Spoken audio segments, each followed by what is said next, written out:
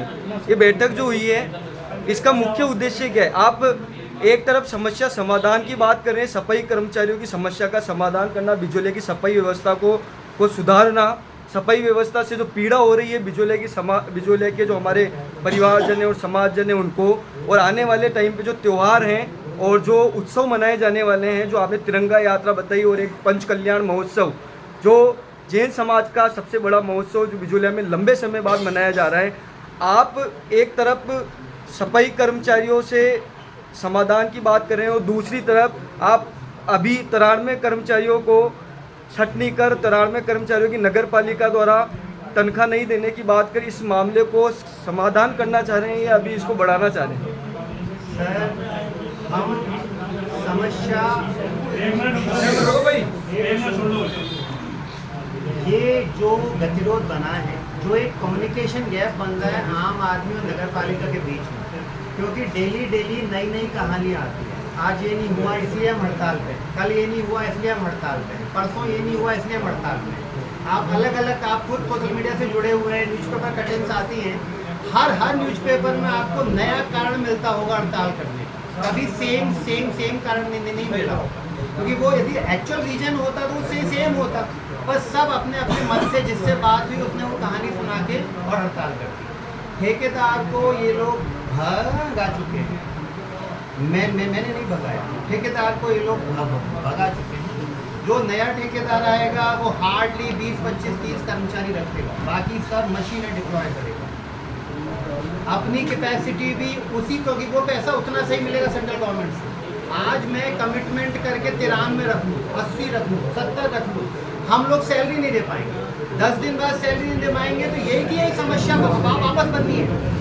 भाई समस्या तो सॉल्व नहीं हुई ना, मैं इस समस्या को 10 दिन के लिए पोस्टपोन कर दूंगा, पर तनख्वाह हम दे नहीं पाएंगे। जब तक ठेकेदार को मैं अप्रैल तक की तनख्वाह दूंगा नहीं, ठेकेदार अब मई की तनख्वाह डालेगा नहीं, और अप्रैल तक के मेरे पे लगभग 12 लाख रुपए ड्यू हो चुके हैं, जो मैं पे करने की पोजीशन में नहीं, पता नहीं कितने दिन में पे कर पाऊंगा। तो आगे मैं 93 कर्मचारियों का कमिटमेंट या कंटिन्यू करने की पोजीशन में नहीं हूँ, ना ही ये ठेका इन 93 कर्मचारियों को कंटिन्यू करने के लिए किया गया था। ये ठेका सिर्फ 6 महीने की तनख्वाह देने के लिए किया गया था। महीने भर हमने प्रयास किया कि हम कर्मचारियों की छटनी कर लें, इनको अलग अलग चीज़ों में नियोजित कर दें, पर ये लोग तैयार नहीं हुए। जब ठेकेदार विवश हो गया कि वो छटनी नहीं कर पा रहा है, ये नोटिस किया हमने, जब ठेकेदार विवश हो गया कि वो छटनी नहीं कर पा रहा है, तब उसने ये माना कि नहीं यार हम लोग ये करने में पोजीशन में नहीं। ये पढ़े सर। तो क्या वर्तमान की जो परिस्थितियां हैं और जो सफाई कर्मचारियों की हड़ताल है उसका भुगतान इनकी बेरोजगारी से होगा? और क्या जो आप बता रहे हैं कि हमने छटनी करने के पूर्व में प्रयास किए लेकिन पूर्व ठेकेदार ये कर नहीं पाया, तो क्या इसका प्रायर नोटिस या प्रायर सूचना आपने सफाई कर्मचारियों को दी थी जो आज ये परिस्थितियां उत्पन्न हुई है कि अचानक ये आप सफाई कर्मचारियों की जो संख्या है उसको कम करने पर आमादा हुए हैं? सर आपको मैं बता दें, ये नोटिस पंचायत के समय से ही इनको दे दिया गया। पहला नोटिस पंचायत ने दिया, दूसरा जब मैंने टेंडर निकाला तब भी बैठा के इनको बता दिया गया। यहाँ जो क्योंकि उसमें में जनप्रतिनिधि भी उपस्थित थे, इसमें लिखा भी हुआ है, मेरे टेंडर में भी लिखा हुआ है कि ये ठेका 6 महीने की तनख्वाह एडजस्ट करने के लिए किया जा रहा है। इस ठेके में हम श्रमिक नहीं ले पाएंगे, ये इनको पता था, अच्छे से संज्ञान में था। ये लोग सिर्फ जिद लगा के बैठे हैं, पहले सरकारी नौकरी की, फिर संविदा की नौकरी की और अब ठेके की नौकरी की।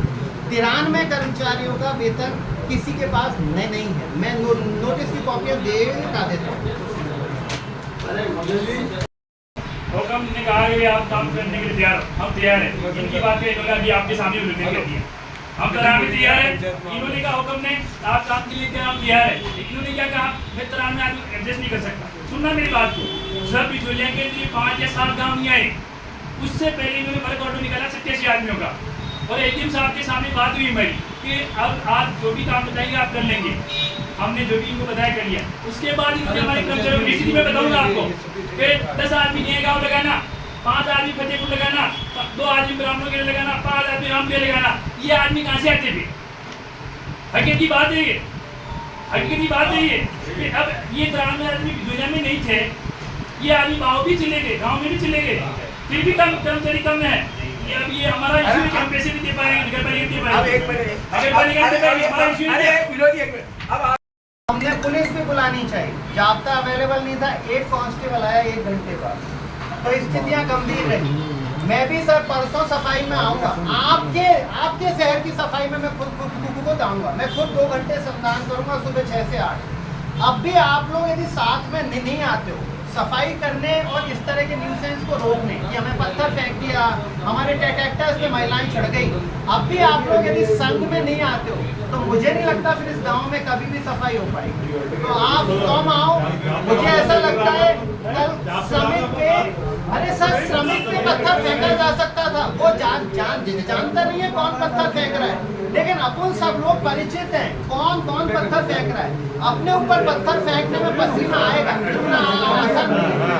आपके ऊपर तो पत्थर फेंक पाएगा, वो श्रमिक था, लेबर था, उसके ऊपर पत्थर फेंक।